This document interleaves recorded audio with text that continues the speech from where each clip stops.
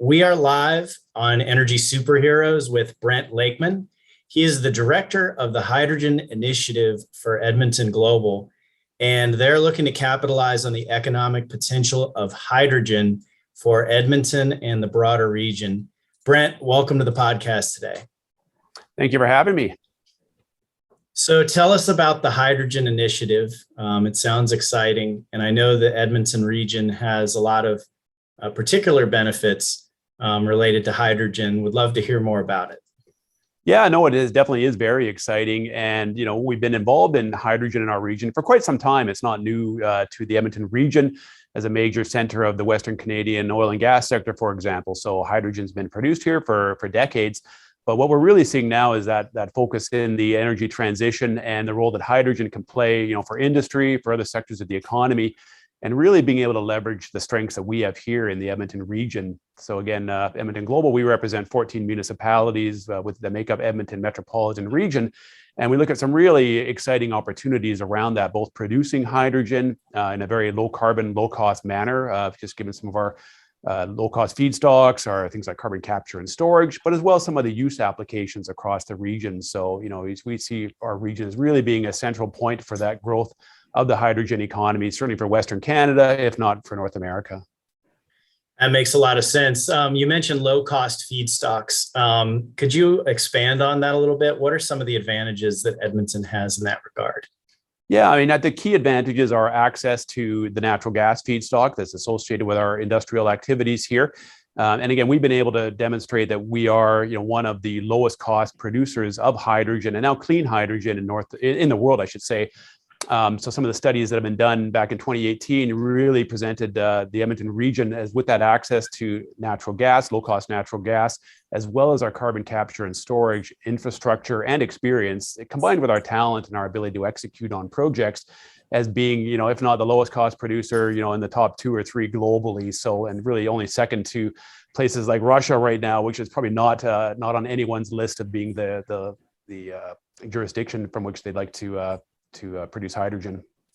Yeah, that sounds about right. So you're talking about using low cost natural gas and then some sort of a SMR type technology in order to reform that and then do some sort of related carbon capture. Is that the contemplated? Yeah, essentially that's right. But it's really continuing to look at continuous improvement in that technology. I don't want to refer to colors a whole lot, but traditionally what they might be talking about is blue hydrogen. But what we're really seeing is continuing to advance on that.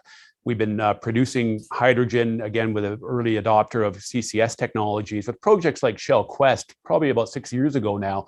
So this has been going on in a commercial sense. These are the largest CCS projects in the world, combined with things like the Alberta Carbon Trunk Line as well, that's now moving over 1 million tons of CO2 per year to other parts of the province. But now some of the next projects being contemplated in our region and announced will be pushing it even further towards net zero hydrogen production. So Air Products, the world's largest producer of hydrogen, chose Edmonton, I should say, as the location for their first net zero facility. So we're really excited by that. The fact they recognized, again, this is the place to launch that first net zero facility. So moving to a new form of hydrogen production using an ATR, autothermal reforming, rather than SMR, allowing for a higher percentage of CO2 capture from that facility. And then doing some real innovative things to make some internal use of that hydrogen for its own energy needs within that facility. So again, we're continuously improving upon the environmental performance, reducing costs, of course, associated with that as well, and learning from those projects we've seen here in the region in the past.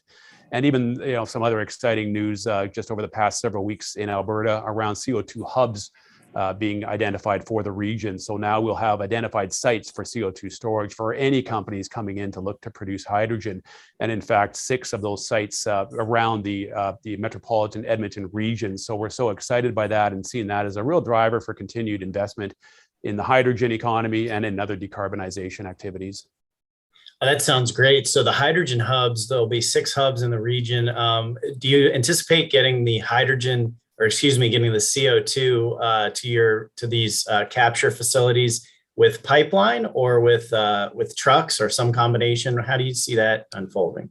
Yeah, I mean, I think there will be strategically located very close to key industrial facilities. So again, we have our Alberta industrial heartland. We already have CO2 infrastructure looking to move the captured CO2 to those locations by pipeline. Again, Shell Quest been doing this for 6 years, over 6 million tons of CO2 already injected into a formation about I think it's about 20 kilometers away or so from the upgrader site. But other projects like the Alberta Carbon Trunk Line that are moving at a larger distance, but it's a very large piece of pipe, and it can support probably 6 times the amount of CO2 that's going through today. So some of these are built to scale, and some new facilities as well in the west of Edmonton, around our power production facilities, the CO2 storage site as well as other proposed facilities really around the entire region. Again, looking at some of that prime geology. And again, we've got the best geology globally for CO2 storage projects, combined with the expertise, the talent, the experience that we have in taking on these projects for certainly 6 years at a commercial scale, but really going back 30 years at some of the research projects that we've been involved in as well. Wow, that sounds great, Brent. So let's shift to who buys the hydrogen. Who do you think is going to be the big off-taker, or groups of off-takers or industries that are demanding sort of this lower carbon hydrogen product? Yeah, I mean, it's certainly driven today by the major industry facilities that will have greenhouse gas reduction commitments and targets under both provincial and federal regulations. So the Clean Fuel Standard, for example, out of the federal government is really driving some of these investments. So again, we'll see those refineries, those chemical facilities looking to make more use of hydrogen to decarbonize. And that's what's really exciting as well, as just meeting their own internal targets for those facilities, but also corporate targets. A company like Dow, for example, made an announcement in the fall of 2021, and really looking at this facility in Fort Saskatchewan, just part of the Edmonton metropolitan region, that will be the location for, I think, about 20% of its overall fleet decarbonization at that one facility. So again, recognition by these companies that need to meet provincial, federal targets, and as well as their own corporate targets. And this is being the place for so much of that to occur, again, because of those assets we have in place within the region. So the first user definitely on the industrial side, the refineries, upgrading chemical facilities. But what's really exciting about our Edmonton region hydrogen hub that we've established, about a year old now, is how do we grow out other uses of hydrogen across the economy? So areas like the trucking sector, where again, they know that the economics of hydrogen versus diesel look very attractive in the next few years. So how do we begin that process of converting trucks over to hydrogen fuel cell vehicles or dual fuel vehicles to build up some additional hydrogen demand? And then going all the way through to the heat and power sector and the residential sector, we have a pilot project looking to blend hydrogen in the town of city of Fort Saskatchewan, I should say, where again, early adopters of hydrogen within the residential heating system, and learning from that to see if we can grow that out more broadly across the region or across the province. And I think the other exciting thing is, once you are showing you can produce low cost, low carbon hydrogen in your region, what new industries can you attract that are looking to have access to that type of resource? That sounds really great. Let's go a little deeper into the fuel cell trucks. So of course, Nikola is a big player in that space that's kind of had first mover advantage, publicly traded company. But now we're seeing, I think, some other OEMs of trucks come into the mix. Have you had any experience with OEMs, fuel cell truck makers, or other people down that value chain, whether it's end users of the trucks or OEMs? Would love to hear any experience you could share. Yeah, no, that's a great question and a really timely one. Actually, for several years, there's been a strong focus in our region around the Class 8 heavy-duty trucks. So there's a project called the agtech pilot project that's been funded through organizations like Emissions Reductions Alberta, really working closely with the Alberta Motor Transport Association to begin to demonstrate for their membership, what does it mean to be moving towards hydrogen fuel cell trucks. So there will be a pilot truck being piloted on the roads between Edmonton and Calgary, probably either later this year or next year. And that's really to, again, engage the membership, but then also looking at some of the other providers of these technologies. Just recently, we had the first Canadian hydrogen convention in the region. And as part of that, we had the Nikola truck really on the trade floor. So again, getting some familiarity with that truck for the membership, for the public at large, for other industries. and also trialing that, so some of the fleet operators could then start to actually see what it's like to moving that truck around the highways of the region. So some really interesting demonstrations going on, but it's not only with the fuel cell trucks. There's a really strong interest in looking at how do we accelerate hydrogen demand within the trucking sector through things like dual fuel technologies. And we have some really interesting companies, both based in Edmonton as well as Western Canada, that are looking at dual fuel heavy duty trucks. Because what we've done within our Edmonton region hydrogen hub is quantify, we potentially have 20,000 trucks that are going to be making that shift from diesel to hydrogen between now and 2032. And we think a very significant portion of that, could be a dual fuel vehicle that would make some sense and allow you to grow out that infrastructure much more quickly than waiting for the fuel cell trucks to enter the market. So ultimately need both, but you'll be able to determine some trucks may be a better fit for a hydrogen fuel cell technology, and some may be a better fit for a dual fuel technology, helping to reduce the cost and again increase the penetration of those vehicles into the market, and then accelerate the build out of that infrastructure that will be so important. No, very interesting. And that's almost like your definition of energy transition, right? Where you have that dual fuel setup. You mentioned some companies up there that are involved in the dual fuel technology. Are you able to mention any names of companies that you've seen that are focused in that area?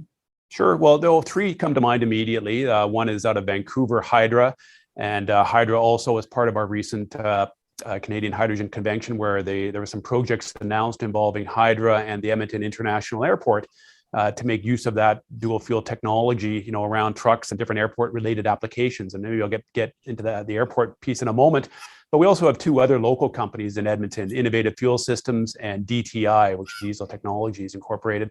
So they're also looking at this technology. And again, lots of experience working with our industrial players, our trucking sector, and looking to even integrate technologies like artificial intelligence and machine learning into these conversion technologies. So we see it as really exciting. We've got some good capacity here within the region to not only contribute to the dual fuel projects that may be taking place in the region, but really across Western Canada, across North America, because the same challenges we're facing is being faced really by many other jurisdictions. We're just planning to be the early movers and getting these initial projects going. I think that's right. And so do you maybe talk a little of government incentives? You referenced it a little bit, but what do you think is good government policy to help encourage this type of energy transition activity either within a region or within a nation? Yeah, it's a good question. We do have some incentives in place, certainly on the production side. The Alberta Petrochemical Incentive Program, or APIP as it's known, is one of the incentives the province has to catalyze this hydrogen ecosystem on the production side.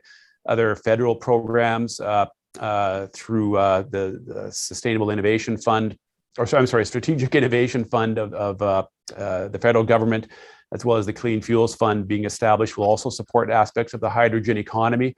I think what we're trying to show, though, is you need to take a fairly strategic approach to beginning to build out the hydrogen economy.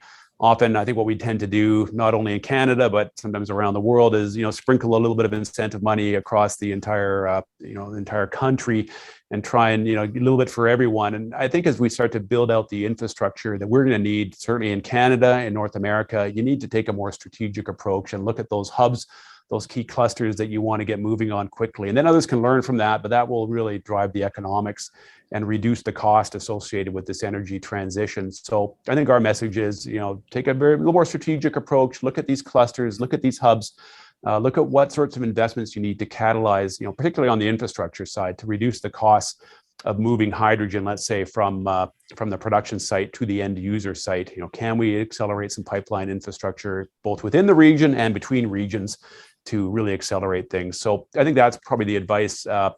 It's not necessarily, I think we will also need incentives for things like those vehicle purchases from the trucking sector, for example. And we're certainly seeing some steps being taken in Canada, in the province around that. But at the same time, we also want to look at the infrastructure that's going to be required to support these vehicles as they roll out. That's great advice. So if I hear you correctly and paraphrase, be a little bit more targeted and put more funds into specific targeted locations so that you can get to critical mass and then allow it to build out from there. Yeah, and I think that's really the governments are hearing that message. We're hearing the importance of hydrogen hubs. Edmonton Region Hydrogen Hub is the first one in Canada. And really one of the, what we keep hearing from our participation in events internationally is really one of the leading ones globally. And the approach that's been taken to really undertake some sound techno-economic analysis to really, show how that vision can be achieved and what the sensible growth of that infrastructure could look like. And I think governments are hearing about that, and they're taking that message, also reflected in the Alberta government's hydrogen roadmap that was released in the fall of 2021 as well, and now even some further announcements around the Clean Hydrogen Center of Excellence in Alberta. No, that's excellent, Brent. I'd like to transition into some more fun questions, but before I do, is there anything on the business side that I should have asked, or any message that you'd like to get out there? Well, I mean, I think the business side, I tend to think about some of the business innovations that are going to be part of this change moving forward. So we often think about it as a technology issue, but to be honest, I don't think it really is a technology issue so much as what's the business model moving forward? What does that future system look like? What are changes in how we look at energy infrastructure taking place? And I certainly don't have the answers to what it will look like, but I think it's just as much, again, that business piece as it is anything on the technology side. So it's just something that we need to remain focused on, and how we can support some of the companies that need to look at the new business models associated with the energy transition and hydrogen in particular. That sounds good. It makes a lot of sense. Brent, on a personal note, what drove you into the energy transition area, and what made you decide that you wanted to focus here? Well, I'm not sure I was driven there. I really started there, to be honest. I don't want to show my age, but I've been really focused on the climate change issue for pretty much my entire career, which goes back, several decades now, and even all the way back to the first International Convention on Climate Change. So I guess I've seen it all. I've seen some of the challenges around that, and that's what I'm so excited about now, because I've probably been through some of the slower days on climate change and trying to show this is an important topic that needs attention, and it's certainly getting a lot more attention now than it did when I first started on it. So seeing some of that acceleration of effort now, that's what's so exciting for me. And I spent time working on carbon capture and storage over 15 years ago, and at the time, again, it was just fairly early days and beginning to scale up that technology. And now we see carbon capture and storage as really being fundamental to accelerating the growth of the hydrogen economy. So really seeing the fruits, I guess, of those earlier years of toiling away on climate change policy or on technology and innovation. Yeah, that has to be extremely rewarding. Having started off, I know going earlier in my career, remembering sort of the clean tech bubble, and maybe 10, 15 years ago is a bit of a false start, but the energy this time is so different. It really feels like almost the whole world is focused in this area, and it's very exciting. It comes back to your comment earlier about the business side. Is what are the changes are we seeing now from ESG commitments? The expectations from the financial sector, the insurance sector, and how that's starting to drive forward the change. So again, we're certainly on that rapid scale up slope now. So let's make sure we can do it effectively. Absolutely. And I think bringing up the ESG is great. The financial sector has a key role to play. What, if anything, have you seen in Canada more broadly and in Edmonton in terms of investors, whether they're early stage venture capitalists or larger stage asset-based investors? What have you seen in terms of investor specific activity? Well, I mean, they're definitely interested in, what are those investable opportunities here. I think one of the challenges I see is, we have some existing systems in place around investments from our oil and gas economy, and what pivots, can be made there. I think many of these companies are already making those pivots. Certainly those major projects in our region, led by, many of the same players that have been in this region for a long period of time. But I think what we're seeing now is on the international side, many jurisdictions and investors around the world beginning to take a much harder look at our region in particular, again, as a low cost, low carbon provider of hydrogen. So if it's the Japanese market or the Korean market, beginning to really, lay down some serious messages that we think it's really critical that you're part of our energy storyline. And again, we just had a major hydrogen convention with 4,000 attendees, including many from around the world. Including the United Arab Emirates, for example, including Japan, including parts of Europe. So again, that message is loud and clear that we play a major role in their energy futures as well. So how do we make those early investments, establish that infrastructure that they're looking for as well. That is amazing. And it's one of the most incredible things about the energy market is that it is a global industry, and that advances made in one country can easily be applied to other countries, because at the end, it comes down to science. So it's really an exciting market to be a part of. And it's so cool that you've been in the market for so long. It makes me think of young people that are just now coming out of school that might want to get into the industry. What advice would you have for people that are trying to come into the industry now, say younger people? What areas for jobs should they be focused on, and what should they be trying to do to be able to participate in this market? Well, I think the first recommendation, just being open to the changes that we're seeing. I think sometimes, and I've got kids as well that are in their 20s, and you kind of talk about oil and gas, and some people think, well, that's kind of yesterday's sector. I want to be focused on something new and exciting, and they don't realize that some of this work going on in hydrogen by these exact same companies, as they make those transitions and pivots, is they can be on the cutting edge of some of these largest projects in the world. So I think one, just making sure there's that message that it's really a very wide range of companies, including many that are traditionally have been in the oil and gas, the energy sector, that are part of the hydrogen economy. So making sure they're aware of those opportunities, but then thinking about how other technology applications can also apply here. So I mentioned earlier artificial intelligence. We think there's actually ways to combine the artificial intelligence expertise that we have in our region as one of three Canadian centers, and really one of the largest ones globally, and the most long-term investments in this expertise that we've been making in Edmonton, around industrial applications for artificial intelligence. So as you look to hydrogen, you look at things like pipeline applications, dual fuel truck applications, you can see those technologies really combining in an exciting way. So I think that, create that recognition that there's some massive global challenges that we're working on and we're going to be leaders on. And we can apply that expertise, whether it's your machine learning expert or your engineering expert, or somebody in the trades as well that's working on some of these leading projects. Again, I mentioned Air Products earlier. This is going to be one of the leading projects in the world for net zero hydrogen production, and you can be part of that right here in Edmonton. That's great advice for young people. I too have a son that's in college, about the same age, just turned 20 or is about to. And so it is very interesting. I know that when I first came into the market, I really approached it from a spirit of humility. I'd come from a digital media background and then moved into the energy sector in 2009.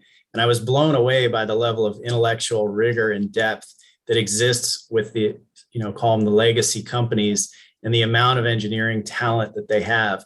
And so that's when I realized that if we're going to get to net zero, that a lot of that innovation and work is going to come out of the legacy companies, because of the level of depth and intellectual rigor that they have. Yeah, and I think what we're trying to also put some intellectual rigor around how we look at this topic as well. So that's one of the things we're doing at Edmonton Global, is looking at the labor force associated with the hydrogen economy to make sure we've got the programming, the skill base in place that will be so needed by these companies, whether it's these construction projects. We've got potentially $30 billion worth of production projects lined up in this region. So we want to make sure we've got the talent base here, but all the way through to, the heavy duty trucking sector and what they will need to have as well to ensure those trucks are going to be operating effectively. So we've launched a study with the provincial government to really map out what will be the labor needs over the coming, several years, and what programming, if any, we can start to put in place to respond to that, to ensure we remain, really the most investable location around the hydrogen economy. For sure. You absolutely have to have that talent base in order to attract the best companies. So I think that's a great strategy. Well, we're getting close to time here, Brent. Before we go, though, what do you do for fun up there in Edmonton? I know I'm down here in Florida and it's warm. It's almost the opposite of the climate up there. What are the fun activities to do in Edmonton? Oh, there's a lot of fun things to do in Edmonton. I think we're really blessed by being a great location. People tend to jump all immediately to the northern climates, but what's exciting is in summertime right now we're getting daylight that goes pretty much till 9:30, if not 10:30 as we get into June. So it provides so many opportunities. Whether you want to be in the outdoors, we have an incredible river valley here. I think we see here about 10 or 12 times the size of Central Park. I think it's actually much larger than that, and really the largest urban park in North America when you look at that entire space that we have within the Edmonton region. So, for myself, it's just getting outdoors and getting on the trails. You can just go on for hours and hours. And lots of fun. And in wintertime, the same thing with the trails and getting out to the mountains quite easily. So the quality of life in Edmonton is just incredible. And again, the cost associated with that quality of life is very good in comparison to other parts of Canada, other parts of the world. So again, we kind of feel we've got the best of everything here. Yeah, I can say that some of the best campsites I've ever been to in the world have been in Canada. It's really beautiful up there, and a culture of outdoor activities is amazing. Just don't want to tell too many people about that. I got to keep getting the good campsites. Yeah, you got to keep it a secret. We unfortunately down in here in Florida, the word is out, so we're very overcrowded. You have to search for really good spots in order to get outdoors, but there certainly are. And I'm not even going to say where they're located because we want to keep it under wraps. No, we certainly, that's part of our role at Edmonton Global, is to make sure the world does know about all the great things we do have in this region as a place to invest, a place to grow your family and pursue all your economic ambitions and do it in an environmentally sensitive manner as well. Well, I look forward to getting up there myself. I've never been physically in Edmonton. I've been in a couple of the other provinces, so I'm excited. We've been in discussions with some companies in Edmonton for exactly what you've been talking about, a lot of the innovation around the new energy economy. Brent, it's really been a pleasure to have you. Appreciated having you on the podcast. This has been Brent Lakeman.